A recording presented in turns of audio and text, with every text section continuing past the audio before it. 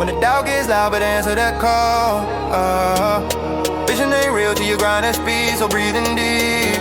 Then call the damn leads. Call the damn leads. Hey, welcome back to Call the Damn Leads, the show by sales professionals for sales professionals. I'm your host, Drewbie Wilson. With more than 2 decades in sales, I've seen it, been through it, heard about it. Now I'm bringing those stories to you, my favorite people in the world, the sales community. Because let's be honest, this is the greatest show on earth. It doesn't matter where you come from, what background, what personality type, what gender. You can make an amazing life in sales. Today's guest, no stranger to the journey, someone I'm very excited to have on the show. I'd like to welcome Miss Audrey, the Tech Diva, Wiggins. How you doing? Hey, Drewbie, I am doing awesome. Thanks for having me here. I'm excited to get going. Don't beat me up too bad, but I'm happy to let's call those doggone leads or damn leads. Let's get it. Hey, come on now. Hey, listen, I will say we had an absolute blast on your show. If you're listening, be sure at the end of this, go and check out our episode over on Audrey's show. But I want to hear your crazy sales story for this show, because I know you got some good ones. I'll find a couple. Tell me, I know you're in marketing, you run all together. Like, what made you decide to go down the path of marketing and branding yourself as the Tech Diva? Like, what started that whole journey? Wow. Well, the Tech Diva came about when I was doing my shows, actually, and I was running through different names. I was like, okay, what is it? Queen of the virtual world, that was long, and digital diva, but like the Tech Diva, because we're still in this age of of technology and people using that to brand, because it's a tool. We started off, of course, with quills and inks and stuff like that. But the Tech Diva it really stuck. It resonated because I think I'm kind of a little jazzy sometimes, can, be a little hip. And so the Tech Diva, that stuck, and people, it resonated with folks, and they loved calling me that name. I think they just like the name. I don't know if they like me, but they like the name. Well, hey, listen, let's just be honest. When you're building a brand and you're doing all the stuff when it comes to like your business and marketing, that's all part of it. Like, sometimes people just love to support a brand or a movement, even if they don't know who the person is behind the thing, or maybe they don't even always agree with the main person, but they still love the movement. That's the thing that I love about sales and marketing too, right? Is that we get the opportunity to step into a realm where our personality becomes a part of who people are supporting and wanting to do business with. So, what is really your main focus when it comes to marketing, and why does the Tech Diva kind of fit as a part of that? Yeah, it's the digital marketing piece. And I can remember when I first really got into marketing was more like the advertising side. I was like, oh, I can't stand, marketing, analytics, all that stuff. It was kind of dry. It was like, is that the right brain or the left brain stuff? But as technology, evolved over the years, that part of the business really, it started to excite me because I was able to do, get facts and figures like quickly and really understand, what they meant, because that's let's face it, that's important. We can put out all the ads and organic stuff we want, but understanding what it's doing, who's watching, who's listening, the engagement piece. And so that's where that real, digital marketing piece comes in, the behind the scenes part, behind the gloss and the glitz. So that excites me. But I just really, I just really just love this industry, because at the end of the day, say if I do something for you and you love it, and then you get the reaction that you need, then like, I'm done. I'm like, oh, I've done my job. I'm excited about that. I love seeing other people succeed. That's a beautiful way to put it. I've always enjoyed marketing for the aspect of just kind of what you just mentioned, in sense of, if I'm able to come in with my expertise and I can help you take your brand and your offer and get it in front of the right people at the right time, and they decide to do business with you, it's a win for you because you are, seeing people want to do business with you. It's a win for the person who's getting a good service. And it's a win for me as a marketer because I've now done my job and been able to truly show you what this process should look like. And I would imagine over the years, you've seen a lot of things work really well. You've seen a lot of things not work. Maybe they worked really well and stopped working. So what are some of the mistakes you're seeing right now here, end of 2025 into early 2026 that people are still making in their branding and marketing? Yeah, they're still the one is this is really a pet peeve. They're still using personal emails. There's no branded email. Oh my God, I hit a nerve. Can I get an amen?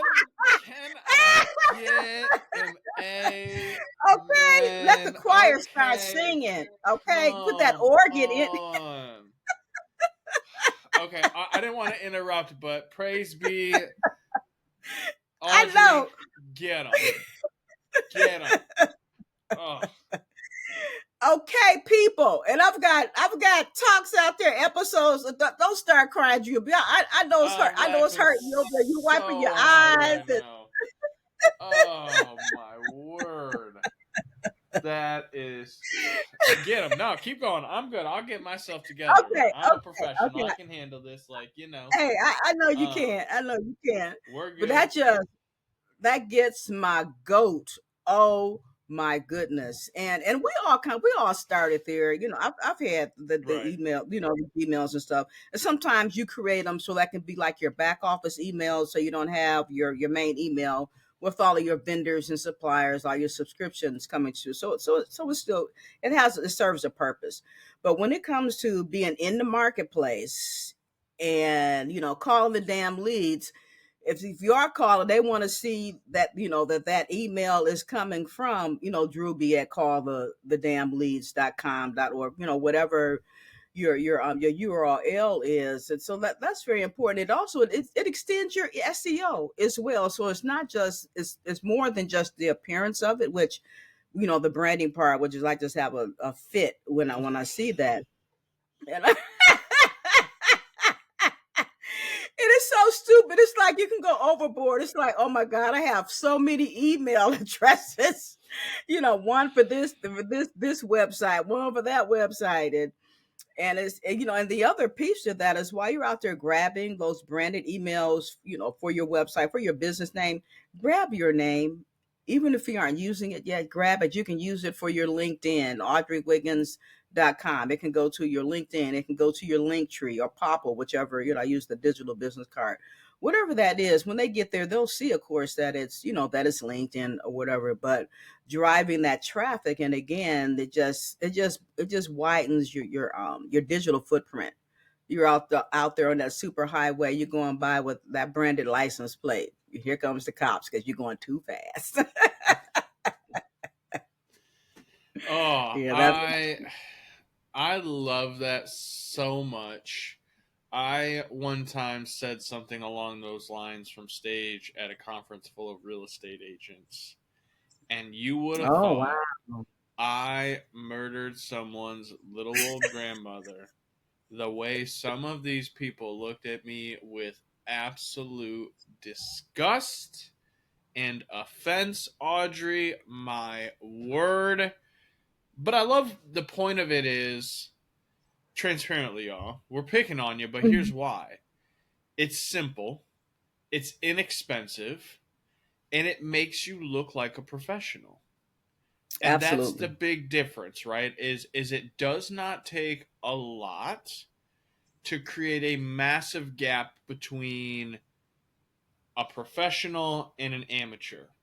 And even if you have the same amount of experience, maybe the amateur has more experience in your niche, but the fact that you took the time to make a professional website and a professional email and all of the things that go along with social psychology, it is going to give you that authority in your marketplace. So, Audrey, thank you for sharing that because it is such a huge thing. But it brings me to my next question. Like, how can someone who's in small business, an entrepreneur, it's, a noisy, crowded marketplace right now. How can we stand out with everybody having access to all of these tools and softwares and things that exist to build their brand with? Content. You have to create, and you have your professional videos and professional images taken, because definitely those have a place in that, and that represent your brand, because you want to have that professional image. But just your everyday content, going out there, just being authentic. Pick up your phone, let's do a TikTok, let's do an Instagram reel, and talk to the people. So just being out there, so the video is still king or still queen, whichever way you want to look at it. But so doing those things, just being out there regularly, and you don't have to be on, there's what, tens of channels out there, right? Your platform. So you don't have to be on all of them. And sometimes people say, that there's the saying of, go where your clients are. Basically our clients, our prospects, our avatar, they're everywhere. So just pick the few that you can maintain by yourself, or if you're going to get a VA, because we all of our businesses evolve. Everyone starts at the beginning with nothing, right? And so whatever your time allows, including using AI, because that kind of doubles, sometimes that doubles your time and space. So definitely I know we'll probably talk about that. But yeah, making sure that you're shooting off those videos, just talking to your audience, just being there, showing up in the marketplace. I love that advice. Content, content, content, content. Even if you feel like you've said it a million times, there's 2 billion people on social media at any given time. They ain't heard it yet. And the people that have heard it 100 times, they don't mind. Go ahead. You were Yeah. going to say something? No, I was saying exactly, because sometimes people say, "Well, when should I post?" You just post twice a day. Pick where maybe it's 11 and 3, because the people at 11 o'clock may not be the same group at 3 o'clock, and they may not even see it until the next day or 2 days later. I mean, I posted on something today, and I looked at it on LinkedIn. And the person that put it out there 5 days ago, I'm like, I didn't see it, but it showed up in my feed today. So sometimes it doesn't even have to have anything to do with when the person necessarily is online. It's when the algorithms, the platforms themselves will feed that content to those folks.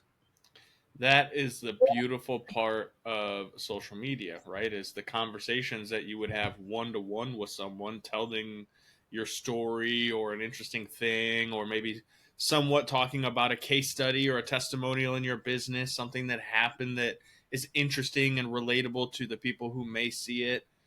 They're working. They got jobs just like you. But the thing is, if you can have something out there that is getting their attention on occasion and reminding them that you're the person who has the solution to the specific problem they're likely to either be currently facing or to run into based upon, commonality and interests that they have together with you, it's crazy how they will start reaching out. But here's how this doesn't work: you keep making excuses about not posting, and you aren't consistent, because guess what does happen? The algorithm learns. It watches. It knows when you're posting. It knows who is engaging. And then what does it do? It takes the post that you're posting at the time you keep posting at and shows it to the people who are going to engage on your post at the time you normally post it at. Why? Because humans love routine. So I Yes. always say this, Audrey, when it comes to content posting and creation, my secret hack, do you mind if I share it with you? Because I think you'll Oh, love it. please. Please. I always say pick a theme and pick a routine, because Mm. it's so much easier to have consistency when there's a theme and a routine around something. So, like, for me, I always post motivational content in the morning. I know my audience is entrepreneurs and sales professionals and people who deal with rejection and all sorts of wildly wacky stuff all day long. So I know we need that little dose of motivation in the morning. And so for me, it's when I get out of the gym after I've done the hard thing that I didn't necessarily want to do, but I did it. and I've got that extra serotonin and dopamine, and I'm listening to, Eric Thomas or someone hype me up on the way home because I got all that extra adrenaline. That's a great time to create that motivational piece of content. And even if I don't post it, I can save it and use it later. Your thoughts? Absolutely. Oh, I'm with you 110%. Create in the moment. You, like you said, you may not post it, but when the urge hits you, that's when you should go ahead and start. It's almost like you have a notepad, right? Whether it's your digital notepad or physical piece, paper and a pen. When a thought comes into your mind, you have to capture it. And because if you don't, it's gone. Just, oh yeah, I'm gonna remember that later. That'll make a good video. I'll put that out, on my Instagram reels. You're Okay, going. by the time the afternoon comes tomorrow, it's like, what was it? It's like remembering a dream. It's like you have to capture that, and I love that, in the moment. And then I love the part, especially when you talked about, putting your pieces out in the morning. And that brings me to another topic of, types of posts or category of posts. So you've got a motivational. I mean, that's not necessarily your business isn't motivation, but you are a motivator. So, so you're going to do your motivation. You're going to talk about, lead capturing. You're going to talk about the tools to use in your business. So you might have 3 posts that day with those 3 different topics, or you may do it 3 days, and one day is motivation. However, it works for that individual, but that's perfect. Thank you. I appreciate that. I know you and I share a love of the game and, really nerding out on the details of this stuff because that's where there's so much nuance. And this is where I think so many people get very overwhelmed, right? What's the thing that I need to be doing right now? And where do I need to be spending my money? And who should I be hiring? Because everybody wants thousands and thousands of dollars to do this and to do that. And I don't know what's going to work in my business. I can imagine you hear a lot of the same kind of stuff I hear when it comes to sales and marketing. And so, what are some of the trends for people maybe to avoid? What are some of the trends for maybe people to think and realize aren't really trends, but just consistent cycles in the market? Like, help us understand what we need to be thinking about right now because it can get a little Yeah. overwhelming. Absolutely, because you start talking about tools, first look at all the subscriptions that you have. And I did this exercise, and I still have to still weed some out because some things overlap. So anyway, so look at the tools that you have. First, what is it you're trying to accomplish? Really, okay, so this tool can help me do that. This one can help me do that, and this one kind of brings them all together. I can put them in. Oh, there's that word, all together. I love it. To to take care of what you need for that particular thing. So sometimes the trends are to chase all the shiny stuff. AI, of course, is the elephant in the room, and so everyone's coming at it at a different angle. And of course, it's 20 years old or more. But the generative stuff and agents and clones and bots and all of that, sometimes the language is different, but the foundation of the tool is actually the same. So just make sure you're looking close because I made a $2,500 mistake, and I already had the tool. It's just that I hadn't had time to get to it yet, and I only spent what a fifth of that on what I already had. So that's like embarrassing, and it's like I hate I mean, that. we in this hunger crisis, and so I could have donated that. That was part of my retirement money. I just retired. Like, oh, here I go, talking all my vernacular. And so that was a waste. I hate to say totally wasted, but it is a waste. And I talked to the folks who was trying to get a refund. It was way too late. I mean, you can always get refunds, but it was way too late Yeah. by the time I actually figured it out because I started seeing the patterns of somebody I interviewed, looking at the package that I had because I'd started to go through it. And so, well, Mm. this is built on the same technology. So be careful. Don't jump too fast, and go through some trainings, but don't get because there's a trend too. It's like I'm a lifelong learner. I'm just you are. There's others. You get caught up in that. Okay, I'm gonna go use all those emails we get for all these trainings, and we get trained out to we aren't producing anything, and then it becomes the hype behind. Okay, if I go to this trade, yeah, I got to learn this extra thing, or they're talking about this, and we ain't doing nothing. So Amen. so watch out. for the training. Of course, I have training out there. I'm going to working on some new AI training. So please go to my training. But but That's the hardest part. I just like, hey, listen, just buy my training, but don't be getting caught up in everybody else's training because some of it's trash. Like, mine's good, but some of it, and like, okay. Oh my goodness. Yes. Yeah. I uh, mean, last year before I retired, I was like, I really got to do this thing. I had gone to 5 different types of training. Some was in person because they had some down at the job. I was going to those.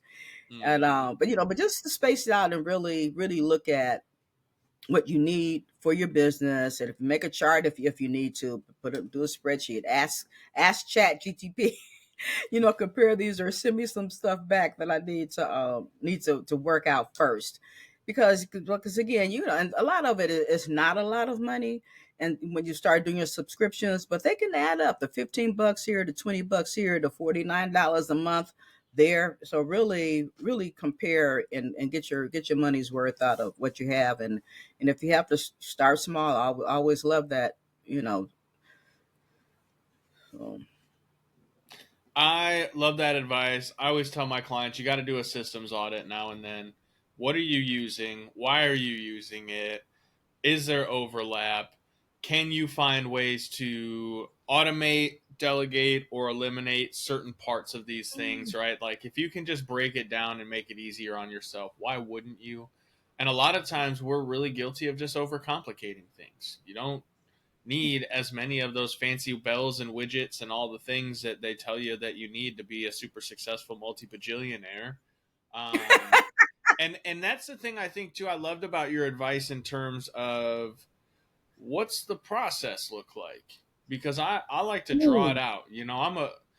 I I'm kind of visual in terms of in my own mind I'll sit there and close my eyes and I'll draw it out. Some people need to see it like on paper, but to me, if you're putting together this plan for how am I going to market my business, how am I going to market my brand, what's the altogether flow from what are they seeing? How are you capturing their attention to come in and take the next step? And then what is the thing that they're taking the next step to do that gives them some sort of valuable ad that says, hey, I like the thing that I just got. It provided me value. It gave me joy. It fixed a problem. It gave me whatever the thing, like what's the offer? Most people don't even have that figured out. And then once they've taken the offer, what steps happen from there? So this is where I think what you had mentioned about like really getting clear about what's going to happen and why you're going to be spending in certain areas. Absolutely fantastic advice. And Audrey, I'd be willing to bet we could probably nerd out on these topics for the next several hours. But I want to Exactly. respect your time. And I know you have so much great information to share. You have an amazing podcast with tons and tons of great guests, myself included. So go Oh, check of it course. out. Selfishly, I'm just saying, got a pretty good episode together. Yeah. But how can the audience and the listeners come find you, follow you, check out more of your content? Absolutely. Thanks, Drewbie. That's awesome. So if they just go to altogether.biz, you'll see a bunch of buttons there because I'm doing a redesign, a rebranding for the website, but the content's there. You'll be able to contact me. So altogether.biz, 1L, because what? Because we have it all together. That's the word. Preach. Listen, if you enjoy the show today, make sure you go follow Audrey. Check out her site. Go see her training. She's a brilliant lady that is an absolute blast to chat with. Every time it's just been something special. So make sure you follow her. Make sure you share this episode on social media. Tell your friends about it.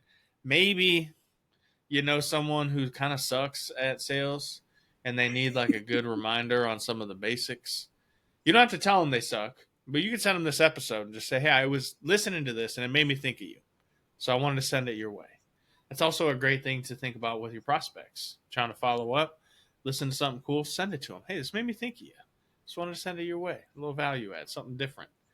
Anyhow, leave us a review. Check out the other episodes. Listen to all the crazy stories. If you have a story and you want to share yours on the show, go over to callthedamnleads.com/podcast. Send us your details, check everything out, then grab a hat, keychain, wristband, t-shirt, hoodie, something cool. Represent the movement for Call the Damn Leads. Cause what are we going to do from here? We're going to call the damn leads. We'll see you guys next time. When the doubt gets loud, but answer that call. Vision ain't real till you grind at speed, so breathing deep. Then call the damn leads. Call the damn leads.